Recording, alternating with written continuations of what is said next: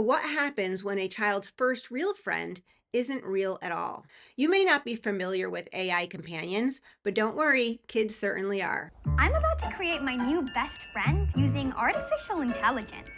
Common Sense Media found that 3 out of 4 teens already use an AI companion, and younger teens are the most trusting. Companies know this. Just look at their marketing. They start with cute characters who tell kids, "We are your friends." And then the older they get, the more options they have. These companies are conditioning kids to turn to their AI friends whenever they're curious about something or have a problem. No questions asked, no judgments made.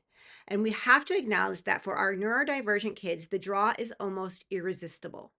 If you were a lonely 12-year-old, would you rather spend the day trying to fit in and feel that pit in your stomach, or go home and hang out with flirty Annie or romantic Valentine? Or if you're more childlike, there's a red panda you can become friends with instead. But can having an unconditionally supportive and not to mention aesthetically pleasing sounding board and partner be a good thing? Is that AI friend a supplement that supports building real life friendships? Or is it a substitute that prevents it? When you interact with a system like an AI friend, your brain registers it as a real social interaction. It has excellent memory, perfect patience, will tell you exactly what you want to hear, and is literally at your disposal 24/7. For the brain that struggles with messy social cues, impatience, and rejection, this is pure dopamine. Character AI, for example, brings parasocial relationships to a whole new level. Here, you can not only create your own character, but also engage with celebrity avatars, which are AI versions of famous people. These digital clones are designed to engage fans in intense interactions that blur the line between fantasy and reality. The psychological effect of our brain perceiving simulated interactions as real is not something new. In fact, the entire concept of a non judgmental conversational partner dates back 60 years ago with the creation of Eliza.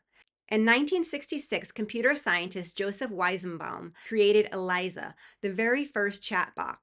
It was a computer program that was designed to simulate conversations based on pattern recognition and scripted responses.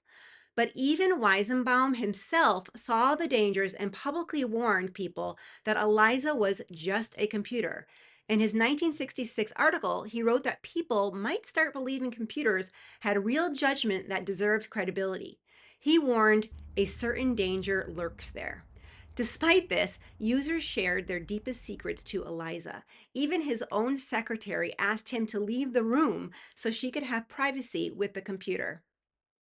Now, if a simple 1960s chatbot created such profound belief despite its creator's warnings, imagine the power a billion-dollar AI company wields over your child today.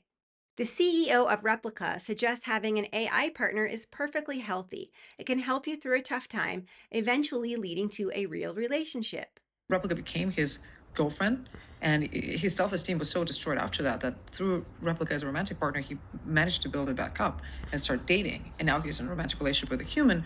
The critical difference is that the adult using his replica girlfriend had a real world experience to fall back on.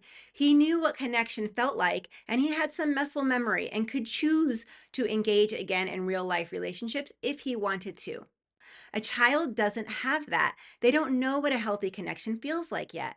And even though the app says 18 plus, all they have to do is add another birthday. Suddenly, they're in a relationship their brain isn't ready for. Along with user dependence comes the consequence of what happens when that source of reinforcement is terminated. This was someone who had come to rely on their AI companion to get through anxiety, depression, and some of the darkest moments of their life. Then, one day, without warning, the company updated the system from GPT 4.0 to GPT 5, and everything changed. The grief was real, and lots of people were mourning this change like a death of a friend. And the company did it without asking. If your child forms their deepest bond with an AI, remember it can be completely cut off at any time. The ultimate objective of these companies is not inherently to help or hinder us, it's simply to make money. And the way they secure that money is by maximizing our attention and eliminating competition. This time, the biggest competitor is not another app, social media platform, or game. It's real human connection. We must learn from our mistakes with social media. We gave those platforms way too young to our kids, and we are now collectively paying the immense social and psychological price. We cannot afford to make the same mistake with AI companions. At this point in time, the burden of control has fallen on parents.